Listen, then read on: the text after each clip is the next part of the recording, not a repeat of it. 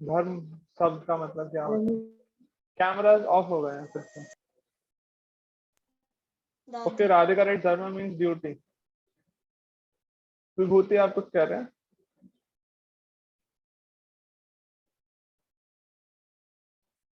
अवनी, आपका hand raise है।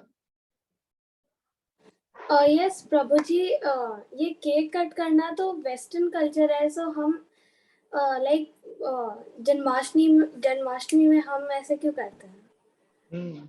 Good question. कोई आंसर करना चाहेगा इसका? आप में से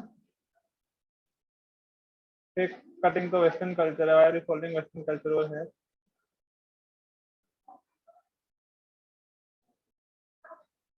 यस, राधिका। जी एग्जैक्टली, तो आई थिंक पता होगा या नहीं, बट हम हर चीज को भगवान की सेवा में यूज करने के प्रयास करते हैं, चाहे वो वेस्टर्न हो चाहे वो इंडियन हो। तो बिकॉज एवरीवन डज इट, तो हम कृष्ण प्रसाद को बांटने का एक अलग तरीका है। तो मतलब उसमें 56 भोग भी है, इंडियन भी है और वेस्टर्न भी है। तो उसमें केक कटिंग भी करके it's a representation of you know a celebration.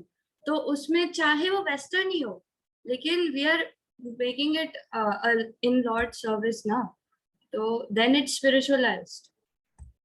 Very good Radhika. और Vibhuti? For Krishna, we all are one only. Like that's why.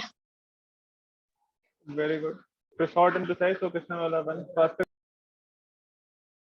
According to me that Krishna तो हर एक ही है, एंड उसमें वेस्टर्न कल्चर का कोई काम ही नहीं है। कृष्णा को क्यों हम सर्व कर रहे हैं? हाँ, बहुत सिंपल सा आंसर है, चाहे इंडियन कल्चर या वेस्टर्न है किसका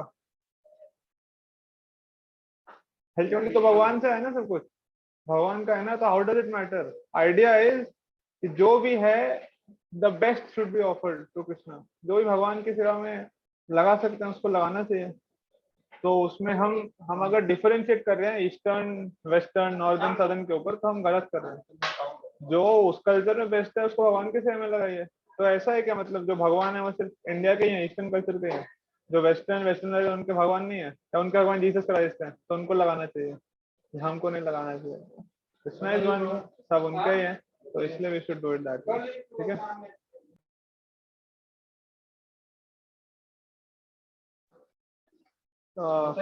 यस, तो मैंने क्या क्वेश्चन पूछा था आपसे, आपको ध्यान में है अभी? आई आस्क व्हाट इज धर्म। तो धर्म के बारे में कोई बताना चाहेगा? व्हाट इज धर्म?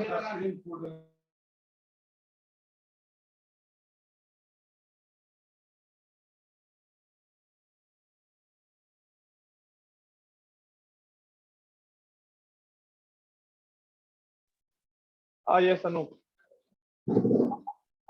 धर्म बोले तो स्वभाव, जैसे पानी का स्वभाव होता है गीला करना, प्यास बुझाना। हवा का स्वभाव होता है सुखाना, एक्सेट्रा एक्सेट्रा। धर्म मतलब स्वभाव होता है। Perfect answer. Dharma means our nature, constitutional nature.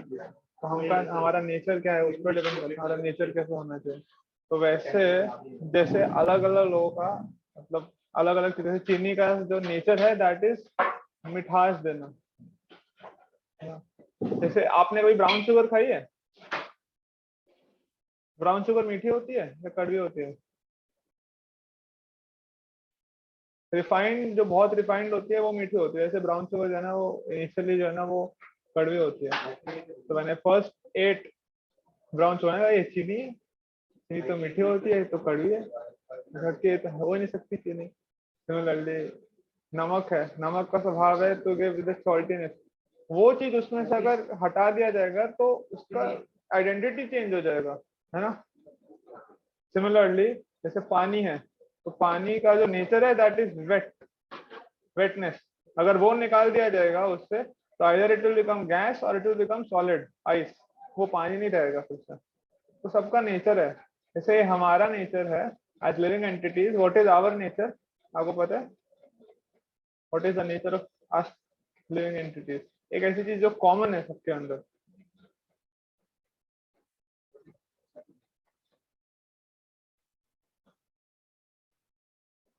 Something that is common to us is yes, serving and loving.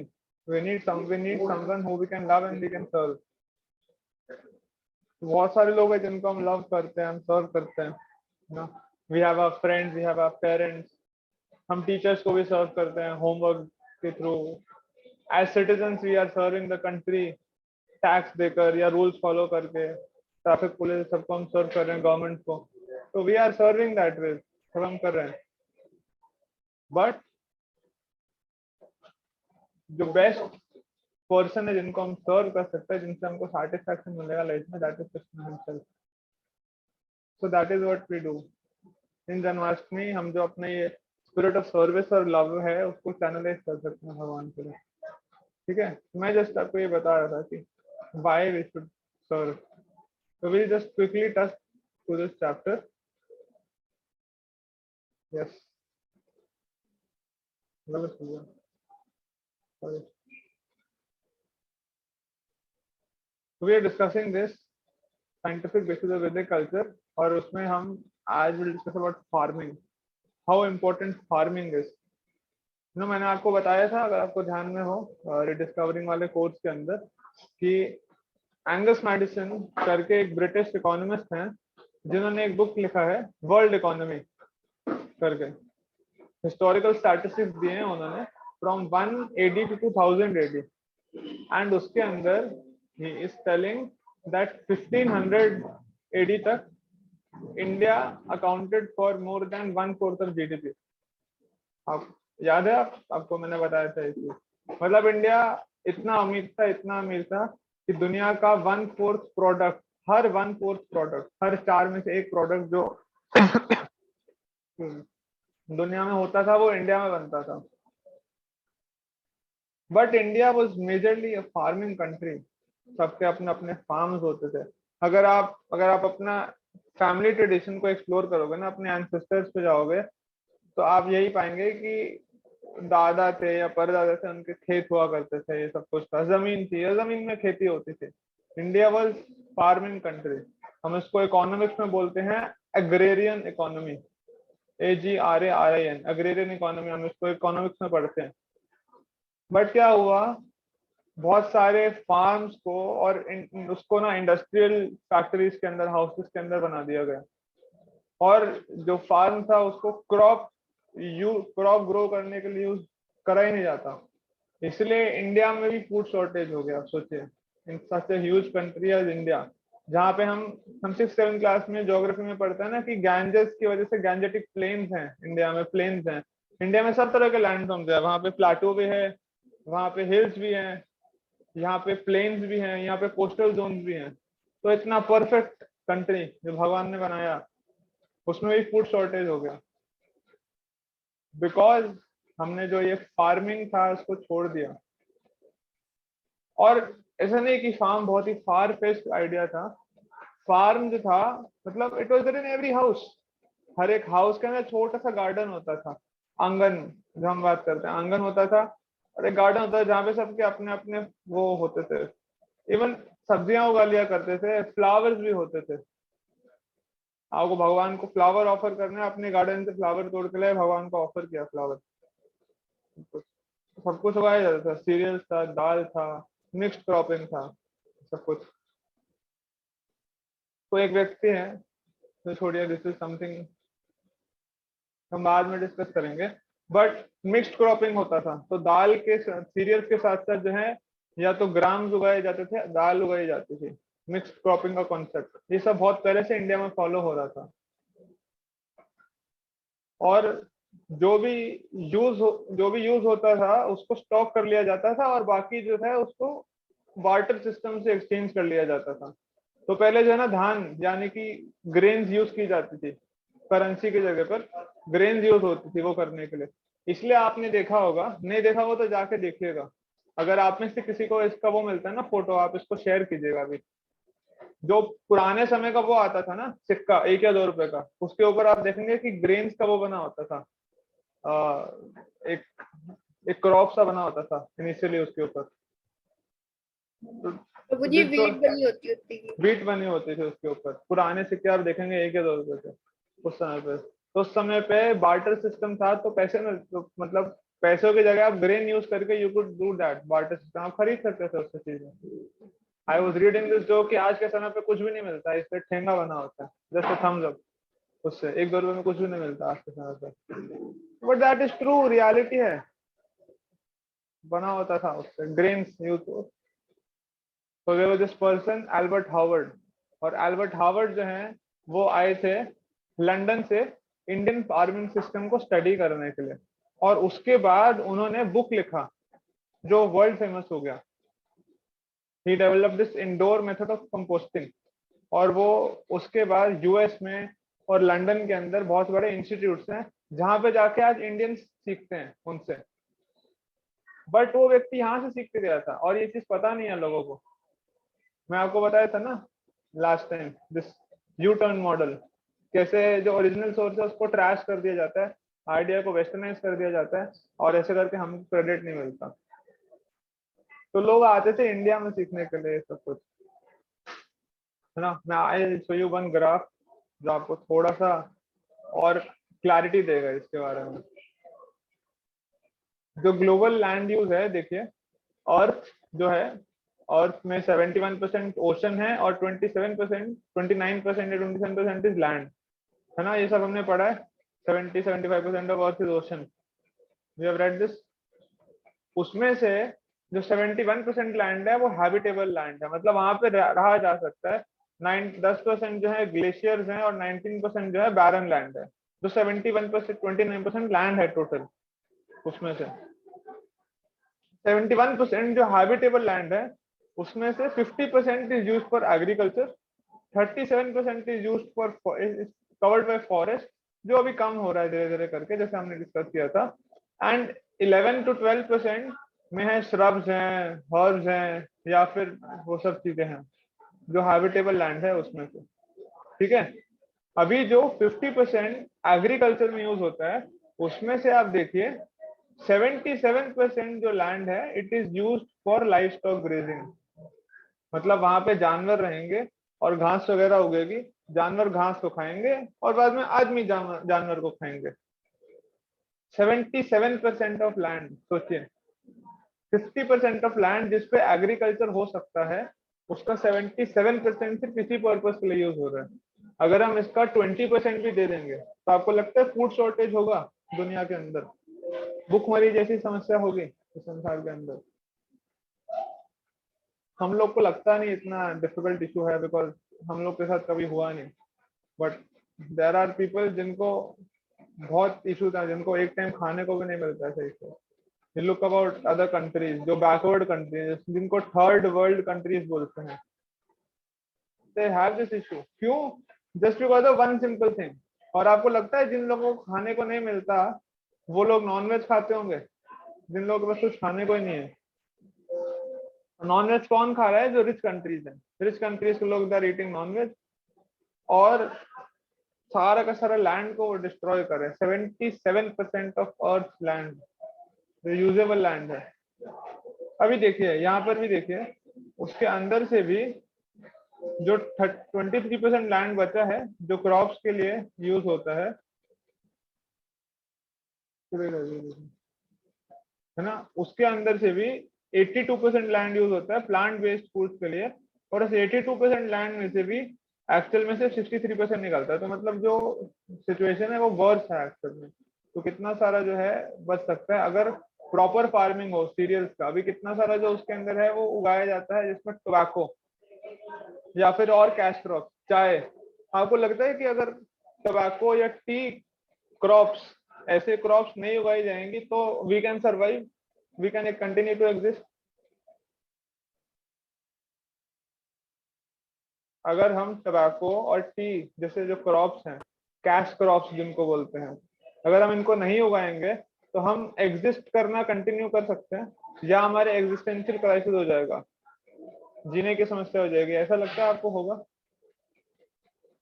अगर आपको यस, अगर हाँ लगता है, अगर लगता है कि वी कैन कंटिन्यू, तो आप थम्स अप दे सकते हैं या हैंड रेज कर सकते हैं अपना वर्चुअल। तो सिर्फ 2 लोगों को लगता है। ओके, धीरे धीरे समझ आ रहा है लोगों को, but still this is happening. Without this, जो अननेसेसरी चीजें हैं उनको उगाया जा रहा है। This is unsustainable lifestyle. जो ग्लोबल पॉपुलेशन, जो दुनिया की पॉपुलेशन है वो 1961 से 2016 में डबल हो गई है, और डबल हो गई है तो उसके बाद जो फूड का डिमांड है वो भी बढ़ गया है। और उसके बाद आया था something called the green revolution. आपको पता है, आपने पढ़ा है ग्रीन रेवोल्यूशन के बारे में? सुना होगा ग्रीन रेवोल्यूशन इंडिया में पूरी लेके सुना आए है, थे। मेरे को याद नहीं लेकिन हाँ, सुना है। इंडिया में लेके आए थे 1969 में डॉक्टर MS स्वामीनाथन, और वर्ल्ड वाइड भी लेके आए थे उसको। इंस्टीट्यूट एस्टैब्लिश हुए थे सबके बारे में, ऐसे हम पढ़ते हैं साइंस के अंदर, SST के अंदर। तो उसके अंदर पता है क्या किया गया? उसके अंदर पेस्टिसाइड्स और फर्टिलाइजर यूज करने लगे और हाइब्रिड सीड्स यूज करने लगे, जिससे यील्ड ज्यादा है, उस सब चीज के बारे में। और पेस्टिसाइड्स, जी अर्जुन को बोले। मुझे तभी ब्रोकली और मौसम्बी शायद ये दोनों आए थे ना। हाँ, वो तो जेनेटिक हाइब्रिड मतलब टेस्ट चलते रहते हैं तो उससे हुआ। बट मैं बता रहा हूँ कि उसकी वजह से फर्टिलाइजर और पेस्टिसाइड्स आने लगे। फर्टिलाइजर और पेस्टिसाइड्स आर केमिकल्स। केमिकल हमारी बॉडी में जाकर अल्टीमेटली नुकसान ही करेंगे, कुछ फायदा नहीं करेंगे उसको। But that is how things are proceeding. See, such a simple practice as eating food on banana leaves. Tejas, हम आपको कुछ बोलना है? आपका हैंड रेज है। प्रभु जी मेरा एक क्वेश्चन है। क्वेश्चन अभी लें आखिर में? बोलिए क्वेश्चन क्या प्रभु जी है? ग्रीन रिवॉल्यूशन के ऊपर ही है। हाँ, प्रभु जी ग्रीन रिवॉल्यूशन के पहले कोई यूज नहीं करता था क्या फर्टिलाइजर, केमिकल? फर्टिलाइजर जो है ना इतने ज्यादा क्वांटिटी में यूज नहीं होते थे, और ज्यादातर जो है ना नेचुरल फर्टिलाइजर यूज करते थे। ग्रीन रेवोल्यूशन में गवर्नमेंट ने जो है उसको प्रमोट किया और सस्ते रेट्स पे दिया सबको, कि सबको यूज करना चाहिए, वैसे करते हैं। तो उससे बहुत वाइड वाइड स्केल इम्पैक्ट आया उससे। दैट इज वाई रेवोल्यूशन तो था उस समय पर, बट बाद में बहुत उसका नुकसान, इतना ज्यादा नुकसान हुआ, इतना ज्यादा नुकसान हुआ कि गवर्नमेंट ने खुद ही बैन कर दिया उसको। बोला कि फर्टिलाइजर पेस्टिसाइड यूज नहीं करनी चाहिए। ठीक है जी। अ वेरी सिंपल प्रैक्टिस है eating foods on fresh banana leaves. ये आज भी फॉलो होता है वहाँ पे साउथ इंडिया में, बहुत सारे टेम्पल्स में। इनफैक्ट अगर आप तिरुपति के मंदिर जाएंगे, तिरुपति का जो टेम्पल है तिरुपति बालाजी का, वहाँ पे every single day 10 to 12 lakh people eat. 10 से 12 लाख लोग खाते हैं हर रोज वहाँ पे, और वहाँ पे फ्रेश लीव्स में ही दिया जाता है खाना। उसके ऊपर आपको डाल के ऐसे बहुत सुंदर तरीके से सजा के दिया जाएगा। अभी देखिए फ्रेश लीव्स का फायदा क्या है कि यहाँ पे ऑफ कोर्स वाटर तो बच ही रहा है, और उसके बाद में इसको डिकम्पोज कर सकते हैं साथ साथ, compare to plastic and this things that we do. तो हम इससे डिकम्पोज हो सकता है और लोकलाइज डिस्पोजल हो जाएगा यहाँ पर, जो वैसे पॉसिबल नहीं होता। यहाँ पे वाटर वेस्ट नहीं हो रहा है, क्योंकि पहले जब मैं जैसे बताया कि घर के अंदर गार्डन होता था जहाँ पे डिस्पोज हो जाता था, और अभी जो है प्लास्टिक यूज होता है। आप देखिए प्लास्टिक इज यूज एवरीवेयर। हम कुछ बाहर खाते हैं, बाहर से कुछ ऑर्डर करेंगे, वो सबके अंदर प्लास्टिक यूज हो रहा है। घर के अंदर भी क्या है कि एक बार खाइए और जान छुड़ा लीजिए, उसके लिए प्लास्टिक यूज हो रहा है। ये सब कुछ करके 50% of all plastic that is used in the world is single use plastic. मतलब वो सिर्फ एक बार यूज होगा और उसके बाद उसको फेंक दिया जाएगा। 50% ऑफ ऑल प्लास्टिक, सोचिए। और प्लास्टिक जो है वो डिकम्पोज होता ही नहीं है, वो पड़ा रहेगा समाज के अंदर। अब घर के अंदर आप सोचिए, आप घर के अंदर जो है सामान लाए जा रहे हैं, लाए जा रहे हैं, लाए जा रहे हैं, और देयर इज, तो कितना भी बड़ा घर हो, कितना भी खाली हो, कुछ समय बाद तो भर जाएगा ना, और वो कूड़े की तरह लगेगा। इट विल बी वेस्ट, ये सब कुछ। और जो ये प्लास्टिक यूज होता है उसके अंदर packaging account for 40% of all plastic. जो पैकेज मिलता है, चाहे वो अमेजोन से हम प्रोडक्ट्स ऑर्डर करते हैं, अमेजोन फ्लिपकार्ट से ऑनलाइन, या फिर हम जोमेटो से स्विगी से ऑनलाइन खाना करते हैं कुछ, या कहीं पर भी शॉपिंग करते हैं मॉल्स में जाके, they are in need plastic containers. But हमको पता नहीं कितना ज्यादा नुकसान कर रहे हैं सब कुछ हमको। आपको पता है हर एक मिनट के अंदर, अच्छा 1 बिलियन में कितने जीरोस होते हैं आपको पता है? 1 बिलियन में कितने जीरोस होते हैं? और हिंदी में मतलब इंडियन लैंग्वेज में 1 बिलियन कितना आता है? 9 zeros, Arjun is writing 9 zeros। तो 1 बिलियन इज 100 करोड़, है ना? 100 करोड़। बट यहाँ पे स्टैटिस्टिक है कि 100 करोड़ तो छोड़िए, उनको सिंपल स्टडी बताता हूँ। 1 मिनट के अंदर 10 लाख प्लास्टिक बैग यूज होते हैं हर मिनट। और उसके बाद आपको क्या लगता है उसको संभाल के रखा जाता होगा प्लास्टिक बैग्स को? तो 10 lakh plastic bags every minute हमारे अर्थ के ऊपर बढ़े जा रहे हैं। Do you think it is a travelling figure? This is something we should be concerned about. 10 lakh हर मिनट। तो जस्ट सोचिए कि अगर हम उसको 1 घंटा करेंगे तो कितना हुआ, उसको अगर हम 1 दिन करेंगे तो कितना हुआ, जितनी आपकी उम्र है उससे मल्टीप्लाई करेंगे तो कितना हुआ।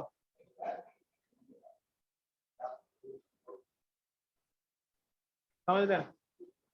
50,000 crore plastic bags are used world wide annually. 50,000 crore. कितने जीरो है 50,000 करोड़ में? 11 जीरो। ये सब हो रहा है। और जो ये प्लास्टिक बैग है ना, उसका जो एवरेज वर्किंग लाइफ होता है ना, सिर्फ 15 मिनट होता है। मतलब सिर्फ 15 मिनट का यूटिलिटी होता है उसका, एवरेज निकाला गया है जो उसका। और उसके लिए आप देखिए मतलब हम कितना बड़ा ट्रबल कॉज कर रहे हैं समाज के अंदर, but we are not aware of this. तो मैं आपको जो बता रहा हूँ, एक्चुअल में a person who is a devotee ना सब चीज का ध्यान रखेगा, he will be very conscious about things. कैसे? बिकॉज हमारा जो लाइफ है ना, हमारा लाइफ ऑपरेट करता है ऑन सर्टेन प्रिंसिपल से हमारा लाइफ ऑपरेट करता है। हमारा लाइफ इस बात पे ऑपरेट करता है कि we should live a simple lifestyle, no extravagant opulent living। ऐसा नहीं होना चाहिए, सिंपल लाइफस्टाइल रहना चाहिए जिससे हमको भी फायदा हो और दूसरों को भी फायदा हो, किसी और को नुकसान ना हो। Why? Because we think the whole world is my family. पूरा पृथ्वी जो है वो हमारा परिवार है। So it is not about this state और दैट स्टेट, ये मेरा घर है, ये दूसरे का घर है। There is a beautiful shloka in the Padma Purana, इसमें बताते हैं अहम निजः परो वेति गणना लघु चेतसाम। ये मेरा है, ये दूसरे का है। ऐसी गिनती जो है कौन करते हैं? जिनका हार्ट बहुत छोटा है। बट उदार चरिता नाम, जिनका हार्ट बहुत बड़ा है ना, उनके लिए पूरा पृथ्वी उनका परिवार है। उदार चरिता नाम तो वसुधैव कुटुंबकम, है ना। तो हम सोचते हैं ना अपने घर वालों के बारे में, उन्होंने खाना खाया होगा या नहीं खाया होगा। कभी कभार हम इतना भी नहीं सोच पाते हैं। We are so self centred, so selfish कि हमको अपने से ही मतलब है। हम लोग अपने माता पिता का नहीं देख पाते, मम्मी ने कुछ करा है कि नहीं करा। हम जस्ट उनको सुना देते हैं छोटी छोटी बातों पे कि मेरे को ये नहीं खाना था, आपने क्यों बना दिया, मैं नहीं खाऊंगा इसको, I will not eat this, मैं नहीं खाऊंगी। वो सब चीज क्या हम उनके एफर्ट को रिकॉग्नाइज कर पाते हैं? What they are doing. मतलब मैं बता रहा हूँ कि हमारा प्रिंसिपल कितना ऊंचा है। We are thinking about the whole world as our family. We are not distinguishing between कि he is an Odia, I am a Punjabi, या फिर I am from, I live in Delhi, he lives in a small town. वैसे करके हम नहीं देख रहे हैं। I studied from this school, I know this much, मेरा इतना टैलेंट है, मैं इतना कुछ कर चुकी हूँ इतनी छोटी उम्र में, और ये लोग तो कुछ भी नहीं कर पाए हैं। We are not thinking that way. हम ये नहीं देख रहे हैं कि ये दूसरे धर्म का है, ये दूसरी कंट्री का है। We are thinking that everyone is my family, वैसे वाला देख रहे हैं। और हम लोग कहाँ पे फंसे हुए हैं एक्चुअल में? अपने अंदर ही। We are struggling with ourselves. अपने से ऊपर ही नहीं देख पाते हम। We are always concern about me. मेरा क्या होगा, मेरे को मिला कि नहीं मिला, मतलब we are so much attached discomfort से सब चीजों में।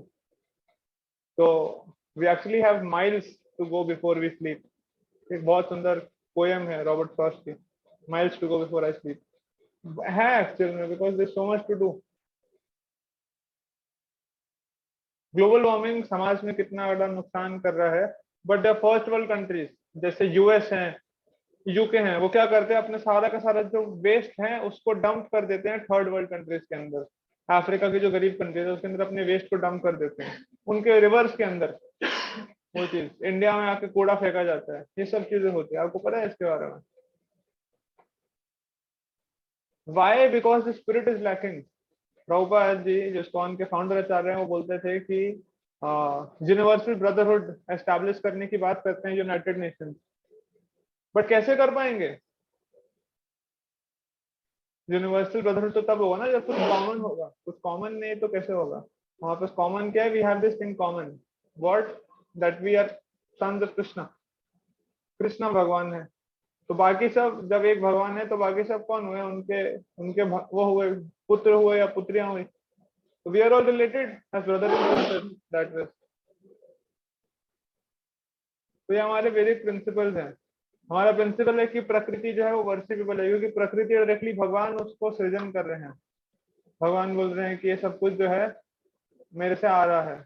भूमिर अपो अनल वायु खम मनो बुद्धि रेव च, earth water fire air ether, ये सब कुछ जो है भगवान से आ रहा है, तो इट इज वर्शिपेबल। देवी बोलते हैं ना हम, गंगा को भी मैया बोलते हैं। आप समझ रहे हो कि ये सिर्फ it is not just mayor philosophy, ये सब के पीछे कितना डीप और प्रैक्टिकल इम्प्लीकेशंस है। हम लोग सूर्य को देव बोलते हैं, वायु देव बोलते हैं, वरुण देवता पानी के देवता हैं वो, तो हम उनके प्रति ऑफेंस नहीं करना चाहिए, सब कुछ पॉल्यूट नहीं करना चाहिए सब चीजों को, हवा को। अगर हम इस फिलोसफी को सही से फॉलो करते हैं तो विल अंडरस्टैंड। इवन जो इन एनिमेट एलिमेंट्स हैं, पर्वतों की भी पूजा होती है हमारे यहाँ पे, गोवर्धन पर्वत, तो उनको कैसे ऐसे छोड़ के आ सकते हैं हम? मदर नेचर, अब पूरा नेचर ही मदर है, आप आगे सबको छोड़ दीजिए, nature is or mother, because सब कुछ नेचर से आ रहा है।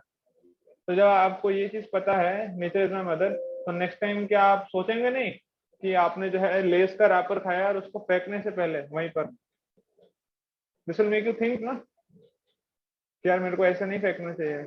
बिस्लेरी का मैंने बॉटल ले लिया, जबकि मैं अपना बॉटल कैरी कर सकता था या कर सकती है, बट आई डिड नॉट, क्योंकि मेरे को एक्स्ट्रा एफर्ट करना पड़ेगा। एक्स्ट्रा एफर्ट कौन करता है यार? पैसे हैं खरीद लेते हैं, कंफर्ट भी तो जरूरी है अपना, that is what we follow. But एक व्यक्ति जो ये करेगा और जैसे ही काम हो गया बिस्लेरी की बोतल का, दैट इज यूजलेस नाउ। मैंने बताया था ना 15 मिनट्स रहता है एवरेज टाइम, उसके बाद में इट इज डिस्कार्डेड, तो वहीं पे छोड़ के आ जाते हैं। और उसके बाद बोलते हैं कि R India is so dirty. तो कौन? यूएस वाले आ रहे हैं, पूरी फौज लेके आ रहे हैं, वो एयरफोर्स वन भर के ला रहे हैं और आके यहाँ पे कचरा फेंक के जा रहे हैं, ऐसा है? वी सो हाईली अप्रिशिएट ना कि बाहर की कंट्रीज कितनी साफ हैं। आप इनकी रोड्स को देखिए, इनका स्ट्रक्चर देखिए कितना अच्छा है, हमारा नहीं है। क्यों नहीं है? Because it is because of us, we people are doing this thing, हम ढंग से नहीं कर रहे हैं, तो that is where the issue is. But it is not like this with us devotees. हम लोग क्या करते हैं? We worship Prithvi. The other thing is I do not own this earth, मेरा अधिकार नहीं है।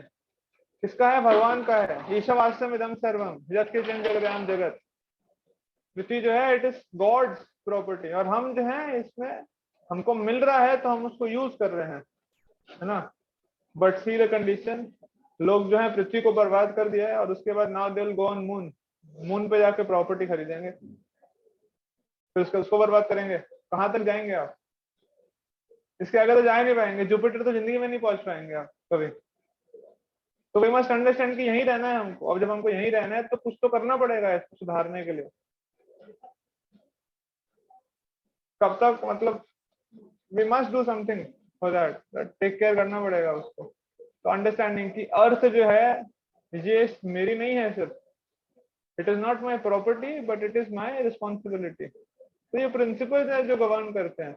The other thing is utility is a principle. तेन तकते न बुंदिता माविदा कसिद्धनम, जो मेरे काम का है उसको यूज करना है, ऐसा नहीं। इसका बहुत अच्छा एग्जांपल आता है नॉय के अंदर, प्रॉपर दिखते हैं। मान लीजिए कि आप जा रहे हैं एक्टिवा से, है ना? सोचिए एक्टिवा से साइकिल से जा रहे हैं आप, और आपने देखा कि, या मतलब generally just take an example of a person, common mindset वाला पर्सन, तो वो जा रहा है और उसने देखा कि ना गेहूं गिरी पड़ी है बहुत सारे वहां पर। तो गेहूं गिरी पड़ी है तो देखेंगे वहां पे चिड़िया आएगी, चिड़िया आके 2 दाने खा के चली जाएगी, उसका पेट भर गया, उसका हो गया उससे चिल गो। और कोई जानवर आएगा वो अपना पेट भरेगा जाएगा, गाय आएगी जितना खा सकते खाएगी, उसके बाद वो भी चली जाएगी। But what will a man do?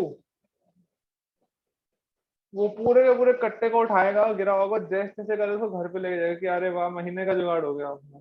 जाएंगे और जाके उसको लेके जाएंगे, उसको चक्की में डाल दिया, वो सब करा, सब करके। तो हमारा अक्यूमुलेटिंग टेंडेंसी है ऐसा करना। जानवर जो है अपने मतलब से मतलब रखते हैं, उनका हो गया तो ठीक है, हमको क्या है सब कुछ जो है एक्स्ट्रा अक्यूमुलेट करके रखना है। और प्रिंसिपल इज कि जो हमारे मतलब का है उसको रखना और बाकी जो है वो करना, that is called utility, otherwise it is exploitation. तो जब हम ये चीज को ध्यान में रखेंगे तो how will we exploit the environment, कैसे कैसे कर सकता है कोई? I guess we will not do, अगर हमारा प्रिंसिपल स्ट्रांग रहेगा तो। See because it is very difficult to teach one etiquette, etiquette सिखाना बहुत डिफिकल्ट है क्योंकि उसके अंदर बहुत सारा लाइन हो सकता है, आपको ऐसे चलना है, ऐसे करना है, ऐसे नहीं करना। बट अगर फिलोसफी समझा दिया जाए ना उनको रीजन दे दिया जाए करने का, then it becomes very easy, क्योंकि उसके बाद our idea is to make you all independently thoughtful. हम आपको रोबोट्स नहीं बनाना चाहते, है ना? It is not about making robots की हर बार बोलना पड़ेगा कि स्वर्णा आप कैमरा ऑन कीजिए, आपने कैमरा ऑन क्यों नहीं किया? आपको नहीं पता कि यहाँ पे हम इतना एफर्ट करके क्लास कर रहे हैं और आपको कैमरा ऑन करना चाहिए, इट इज योर ड्यूटी। फिर ये बताएंगे कैमरा ऑन कीजिए, सीधा बैठिए, नोट्स लेके, ये सब कुछ बहुत डिफिकल्ट है वो चीज करना हर एक चीज के अंदर। बट अगर हमने स्पिरिट दे दिया प्रॉपर, कि प्रॉपर स्पिरिट क्या है, how should we do things, so then हमारा दिमाग खुद चलने लगेगा। So then we can think कि yes, this is how I can improve, this is how I should do, और ऐसे करके we can do things।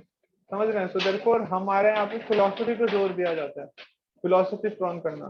One very important thing is कि every action has an equal and opposite reaction। तो अगर आप कुछ बुरा करोगे पृथ्वी के साथ या समाज के साथ, तो आपको उसको भुगतना पड़ेगा, तो आपके ऊपर भी आएगा ना वो चीज। तो ये सब है। I just ran forward through the whole PPT, इसमें और बहुत सारे टॉपिक्स है जो आपको करना चाहता था मैं, but I guess this is it. अगर आप किसी कुछ क्वेश्चन है तो हम we can discuss for 1 or 2 minutes, otherwise we'll come up with an exciting topic next time। Prabhuji, can you tell the name of the book of An that? Agricultural Testament। Can you repeat? An Agricultural Testament Okay. by Albert Howard। आप देखेंगे उसके अंदर उसने indoor method वो करा, indoor method of composting, we studied this in our environment management. तो वो व्यक्ति तो क्रेडिट दे रहा है उसको अपनी बुक के अंदर, बट उस बुक के बेसिस पे जो इंस्टीट्यूट बने हैं ना, उसके अंदर नहीं बताया जाता कि ये टेक्नोलॉजी हमने इंडिया से सीखी है। ये चीज मैं बताना चाह रहा था। क्वेश्चन और किसी का क्वेश्चन नहीं है? दस राधे का। प्रभु जी, जैसे आपने ग्रुप में भी एक आर्टिकल भेजा था कि दिस रिसाइकल वाला जो कॉन्सेप्ट है वो एक स्कैम है, तो I didn't properly understand this thing, so okay, different topic but ये समवट रिलेटेड। ठीक, क्या होता है यहाँ पे ना, बात कंज्यूमरिज्म पे है। तो ये जो आइडिया था, प्लास्टिक कंपनीज थी ना, actually they boomed like anything in 1960-70 जब वेस्टर्न कल्चर, वेस्टर्न कंट्रीज के अंदर ये आइडिया बताया गया ना कि आप जो है सस्टेनेबल और सिंपल और सस्ता, आपको एक ऑल्टरनेटिव दे दिया है प्लास्टिक, और आप प्लास्टिक यूज कर सकते हैं। क्योंकि पहले लोहे की चेयर हुआ करती थी, ये लकड़ी की चेयर, या फिर जैसे हमारे यहाँ पे जूट के मेशवर्क वाले होते हैं ना, वैसे वाली चेयर हुआ करती थी। तो वैसे वाले नहीं, आपको पता है कि सस्ता जुगाड़ है और सस्टेनेबल भी है। मतलब सस्टेनेबल मतलब वैसे नहीं, बट यह कि लंबा चलेगा, टिकाऊ है वो प्लास्टिक। तो वैसे जब मिलने लगा तो फिर लोगों ने क्या करा, they started replacing everything in the house with plastic. बहुत बड़ी कॉर्पोरेशन थी, बट इनिशियली तो उन लोगों ने सस्टेन किया उसको कि नहीं, प्लास्टिक से कुछ हार्म नहीं होता। बट जब उसके नुकसान पता लगने लगे तो उसके बाद में क्या हुआ, जो गवर्नमेंट्स थी उन्होंने रिवोल्ट करने लगे इन सब के अगेंस्ट में, बोलने लगे कि आपको जो है आपका प्रोडक्शन कम होना चाहिए, दिस इज रॉन्ग, बहुत वेस्ट हो रहा है इससे। तो this companies introduce this recycle, कि प्लास्टिक जो है रिसाइकल हो जाएगा, आप इसको रिसाइकल कीजिए। तो रिसाइक्लेबल मटेरियल है, मतलब आसान हो गया कि सस्टेनेबल भी है और मतलब टिकाऊ भी है और सस्ता भी है, और उसके बाद उसको अगर रिसाइकल कर लेंगे तो it will be very easy. But actual में मैंने आपको बताया कि प्लास्टिक रिसाइकल नहीं हो सकता। प्लास्टिक कैसे रिसाइकल, मतलब it is not very sustainable. उसको रिसाइकल करने के लिए उसको बहुत हाई टेम्परेचर पे उसको करना पड़ता है, और इतने हाई टेम्परेचर पे जब उसको करते हैं तो जो उससे पॉइजनस गैसेस निकलती है ना, वो बहुत नुकसान करती है एनवायरनमेंट को। तो जितना आपने फायदा करा है ना प्लास्टिक को रिसाइकल को, ज्यादा आप नुकसान कर रहे हैं। तो that is recycling is a scam, recycle हो ही नहीं सकता। और अगर ये बता दिया कि रिसाइकिल हो सकता है, मतलब people will buy their products ना, तो इसलिए करके उन्होंने ये चीज करा कि हाँ ठीक है अब तो रिसाइकिल हो सकता है, अब तो कोई दिक्कत नहीं है प्लास्टिक में, let us buy more plastic. तो दैट वाज द आइडिया, जिस हिसाब से उन लोगों ने करा था इसको introduce. That is why it is a scam. Reduce कर सकते हैं और रीयूज कर सकते हैं maximum, but plastic is a total no no. इसलिए इंडियन गवर्नमेंट ने भी 1 जुलाई से प्लास्टिक को बैन कर दिया, सिंगल यूज प्लास्टिक को कई सारी जगह। अब उसको इफेक्ट आने में टाइम लगेगा, जैसे हमने लास्ट टाइम डिस्कस किया था, बहुत डीप लेयर्स हैं जुडिशरी की, लेजिस्लेचर के। इंट्रोड्यूस तो हो गया बट उसको इफेक्ट में आने में टाइम लगता है, इसलिए। Any other question? अब नहीं, ये प्रभु जी डाउट नहीं है, बट मैं बस आपको बताना चाहती हूँ कि मैंने रिसेंटली अपने क्लास में एक सर्वे किया कि ऐसे पूछ के कि do you feel proud of your nation, तो सबने हाँ बोला, बट जब मैंने रीजन पूछा किसी के पास कोई रीजन ही नहीं है, सब ब्लैंक थे। हाँ और मेरी क्लास में से तीन लोग ने तो नो ही बोल दिया। हाँ, बहुत नेचुरल है इसको जा रहे हैं। ठीक है, तो फिर it is 6 p.m. we'll end the class today, and Janmashtami is coming, so let us think how are the different ways जिसमें we can serve। हम लोग सोच रहे थे कुछ कॉन्टेस्ट करने का जिसके अंदर यू कैन यूटिलाइज जो भी आपका टैलेंट है, सर्विसेज को आप सेवा के थ्रू यूटिलाइज कर सकते हैं। तो will share it on the group, और आप लोग कोशिश कीजिए जो भी आपका नियरेस्ट इस्कॉन सेंटर है, गुड़गांव में रहते हैं, दिल्ली में रहते हैं, तो you can come and join us at ISKCON Gurugram. पूरे दिन का फेस्टिवल रहता है। आपने देखा था ना टेम्पल के अंदर जो भीड़ थी, वो भीड़ सुबह थी 4:30 बजे, तो 4:30 बजे सुबह बिल्कुल भर जाता है, इतना ज्यादा होता है आपको पैर रखने की जगह नहीं होती है, इट इज पैक्ड अप। तो one day you will do austerity for lord में, आपको बहुत अच्छा लगेगा, तो try to do that way. ठीक है, Hare Krishna, thank you very much. Thank you, Prabhuji.